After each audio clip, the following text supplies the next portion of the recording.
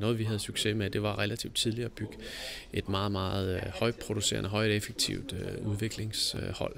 Vi sælger jo fashion online, og det kræver en effektiv og stabil platform på stylepit.com og de 20 andre lande, vi er i. Selvfølgelig er markedstiming vigtigt, men allervigtigst er virkelig, at man kan eksekvere de ting, som man skal have på plads. Jo, men det vi tænkte, det var, når nu der var en messe, der handlede om IT og forretning, så er der faktisk en række virksomheder i Danmark, som præsterer rigtig høj vækst.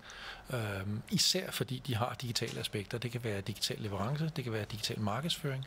Og der er nogle særlige teknikker, der knytter sig til at skabe høj vækst, når man spiller så hårdt på det digitale, som vi gør.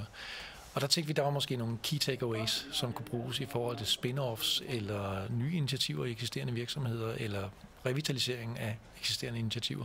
Altså en af de ting, vi har gjort, som har været virkelig afgørende for, at vi har kunnet skalere meget hurtigt, det var at bygge et internationalt salgsteam op med en replikerbar proces, som er velkendt og som er målbar og som man kan optimere på.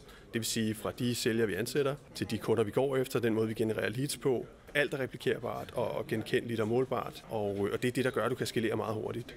Hvis du pludselig har headcount, som skalerer meget eksplosivt, jamen så kan du ikke gøre det bare ved at bygge mellemlederstrukturer ind. Du er simpelthen nødt til at have noget, der er genkendeligt og målbart i hele den struktur. Ellers så kan det hurtigt få en masse problemer, få en masse støj og vildfarelser, som du kan komme til at løbe efter. Det handler i virkeligheden mindre om den her udefinerbare, mindre om ideen, mindre om produktet, men i virkeligheden handler det rigtig meget om det hårde arbejde. Salgsmaskinen, har du salgsapparatet rigtigt, kører det hurtigt nok, måler du på de rigtige ting.